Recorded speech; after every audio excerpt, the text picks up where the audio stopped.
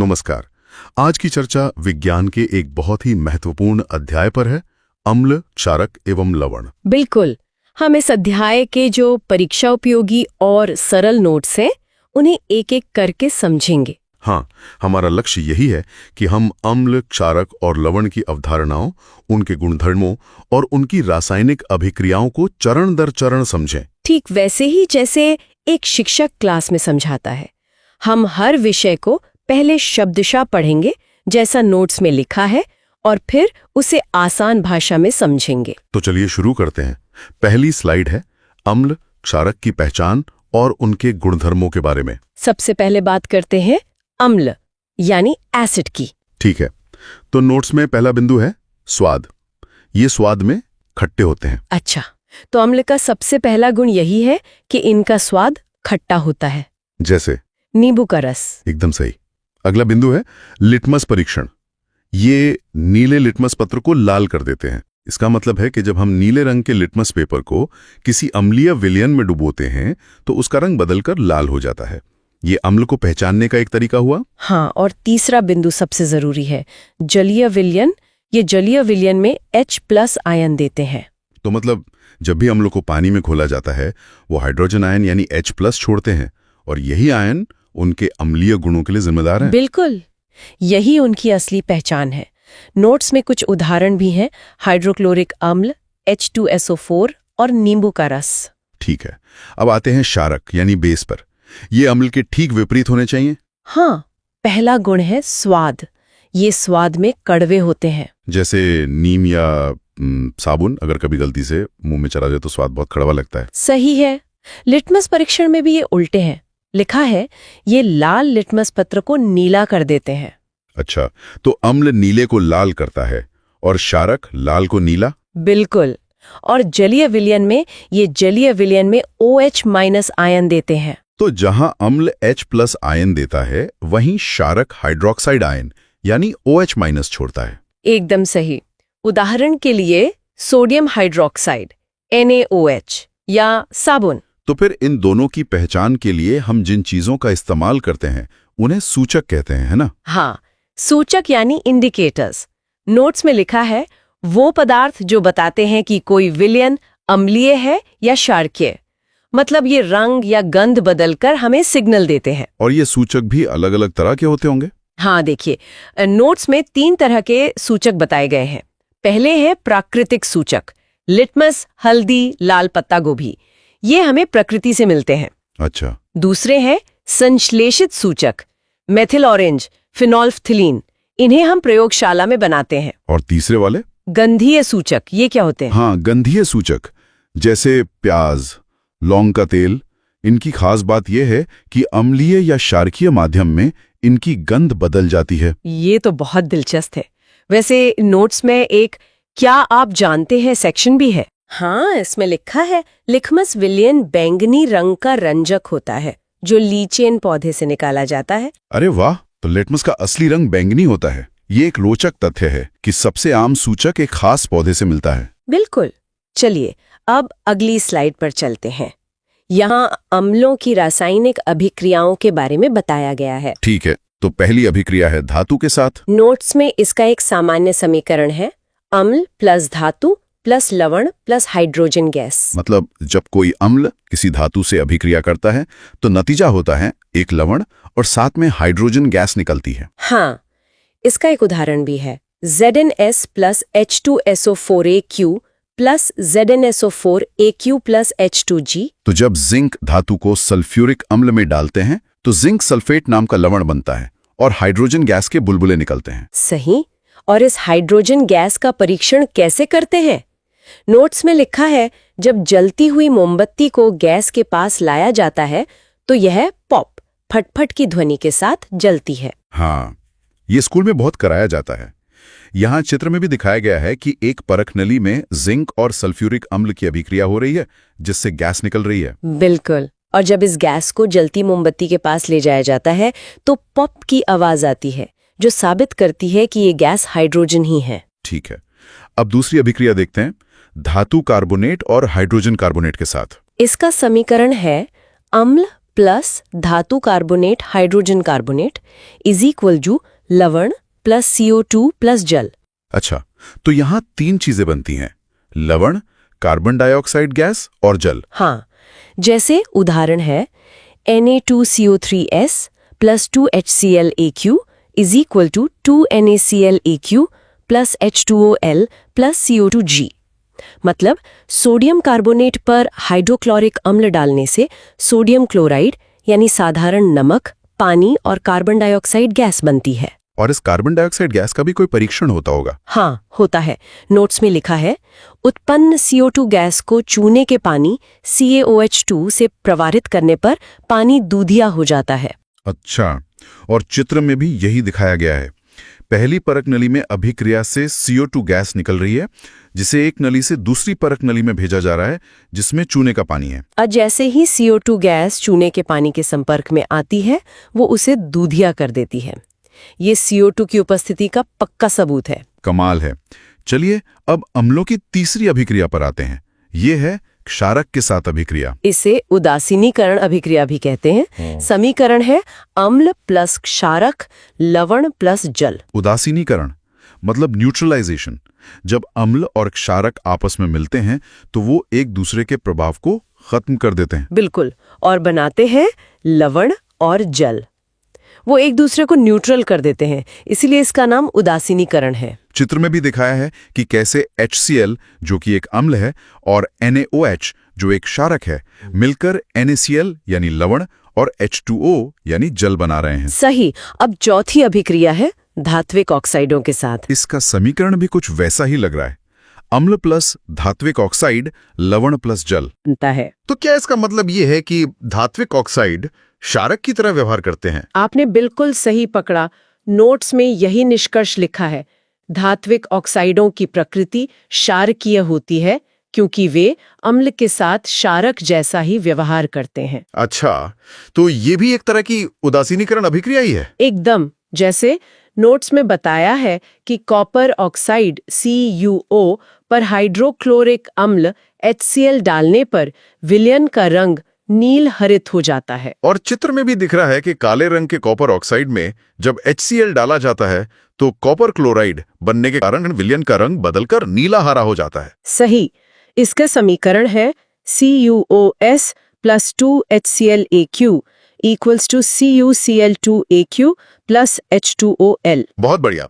अब अम्लों की अभिक्रियाएं तो हो गई, अब क्षारकों की अभिक्रियाओं पर आते हैं। ठीक है, तो क्षारकों की पहली अभिक्रिया है धातु के साथ। इसका समीकरण है क्षारक प्लस धातु लवण प्लस हाइड्रोजन गैस। ये तो अम्ल जैसा ही है, पर नोट्स में एक नोट भी लिखा है, यह अभिक्रिया सभी धातुओं के साथ संभव नहीं है। हाँ, ये बहुत महत्वपूर्ण बात है। ये अभिक्रिया केवल कुछ ही धातुओं के साथ होती है, सबके साथ नहीं। अच्छा, इसका कोई उदाहरण? उदाहरण है 2NaOH plus ZnS 2Ne2Zn02AQ plus H2G।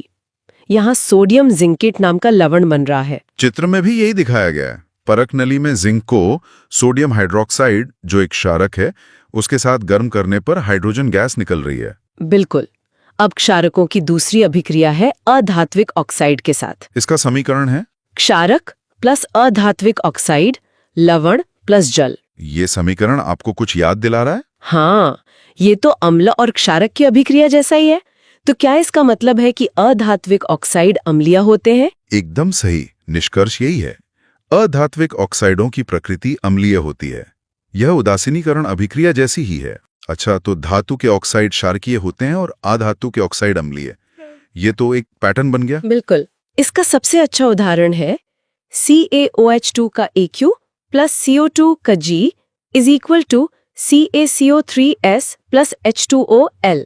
अरे, ये तो वही चूने के पानी का दूधिया होना है। यहाँ कार्बन डाइऑक्साइड एक अधात्विक ऑक्साइड है और चूने का पानी एक क्षारक। सही। चित्र में भी यही दिखाया गया है कि कैसे कार्बन डाइऑक्साइड चूने के पानी से क्रिया करके उसे दूधिया कर देती है। बहुत बढ़िया। अब अगली स्लाइड पर चलते हैं। अम्ल क्षारकों में समानता। हाँ, क्या आखिर इन सब में एक जैसी बात क्या है? पहले अम्लों का व्यवहार देखते हैं। लिखा है, सभी अम्ल जल में घुलकर हाइड्रोजन आयन H+ AQ या हाइड्रोनियम आयन H3O+ उत्पन्न करते हैं। तो मतलब हर अम्ल की असली पहचान यही है कि वो पानी में घुलकर H+ आयन देता है? हाँ, और अम्लों का जो अम्लीय गुण है वो इन्हीं H+ आयनों के कारण होता है। इसी वजह से अम्लीय विलयन में से बिजली भी प्रवाहित हो सकती है। ठीक है। और क्षारकों का व्यवहार? वो भी समान है। सभी क्षारक जल में घुलकर हाइड्रोक्साइड आयन OH- उत्पन्न करते हैं। अच्छा, और यहाँ एक और परिभाषा है। जो क्षारक जल में घुलनशील होते हैं उन्हें क्षार एल्कली कहते हैं। हाँ, ये एक महत्वपूर्ण बात है। पानी में घुलने वाले क्षारकों को ही क्षार कहा जाता है। इसी स्लाइड में तनुकरण या डाइल्यूशन के बारे में भी बताया गया है। हाँ, तनुकरण। जल में अम्ल या क्षारक मिलाने पर आयन की सांद्रता H3O+ OH- में प्रति इकाई आयतन में कमी होने की प्रक्रिया को तनुकरण कहते हैं। आसान भाषा में कहें तो जब हम किसी अम्लीय क्षारक में पानी मिलाते हैं तो उसके आयनों की सघनता कम हो जाती है और इसी को डाइल्यूशन कहते हैं। बिल्कुल, और यहीं पर एक बहुत जरूरी सुरक्षा नियम आता है। नोट्स में इसे अत्यंत महत्वपूर्ण बताया गया है। क्या है वो? हमेशा अम्ल को धीरे धीरे जल में मिलाना चाहिए, न कि जल को अम्ल में। अच्छा, अम्ल को पानी में, पानी को अम्ल में नहीं, ऐसा क्यों? क्योंकि ये एक ऊष्माक्षेपी प्रक्रिया है, मतलब इसमें से बहुत गर्मी निकलती है। अगर आप अम्ल में पानी डालेंगे तो बहुत ज्यादा गर्मी पैदा होगी, जिससे मिश्रण उछलकर बाहर आ सकता है और जला सकता है। समझ गया। इसीलिए चेतावनी का चिन्ह भी बना होता है। ये जानना बहुत जरूरी है। बिल्कुल। अब अगली स्लाइड है विलयन की शक्ति के बारे में, यानी पीएच स्केल। पीएच स्केल, ये क्या होता है? परिभाषा है किसी विलयन में उपस्थित हाइड्रोजन आयन H+ की सांद्रता मापने का स्केल।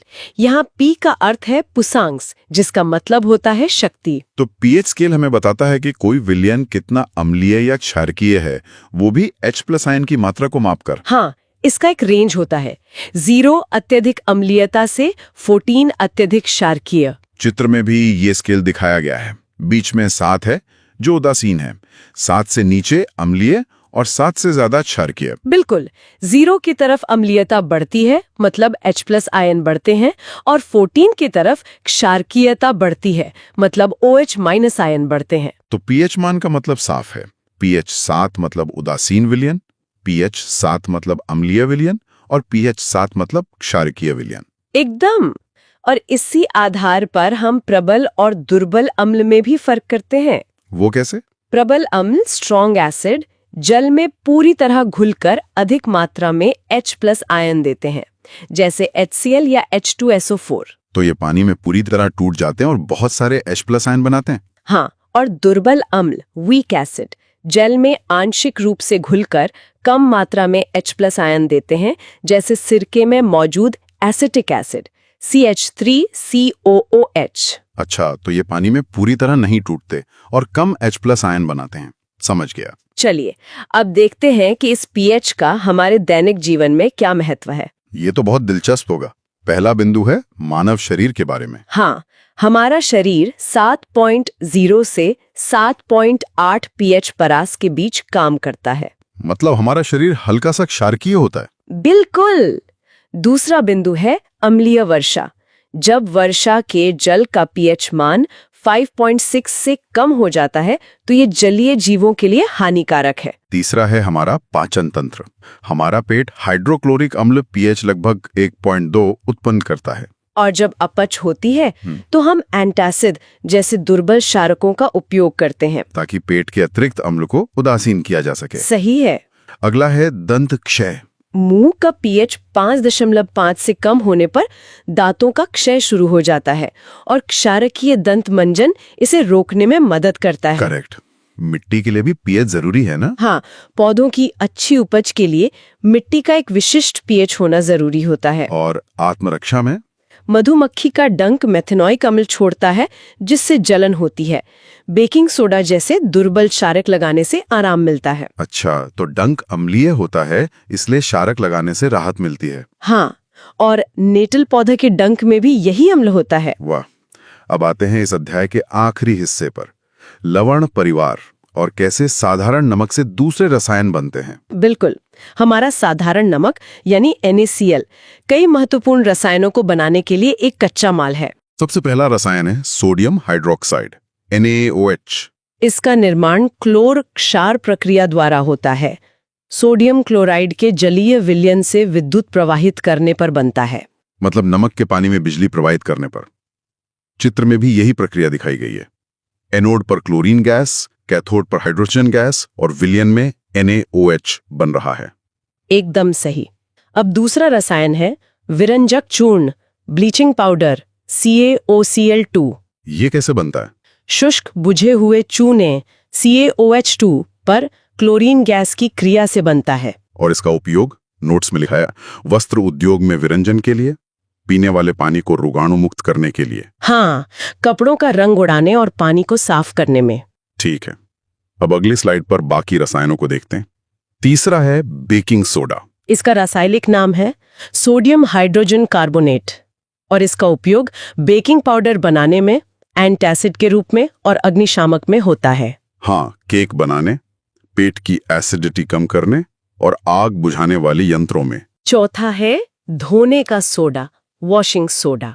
इसका उपयोग कांच, साबुन, कागज उद्योगों में, घरों में साफ सफाई और जल की स्थायी कठोरता हटाने के लिए होता है। सही है।